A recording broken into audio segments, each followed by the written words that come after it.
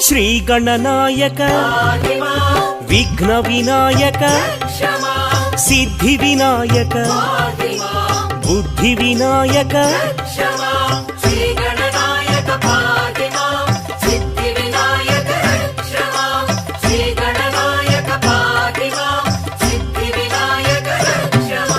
మూషిక వాహన మోదక హస్త పార్వతి తనయ పాప విమోచన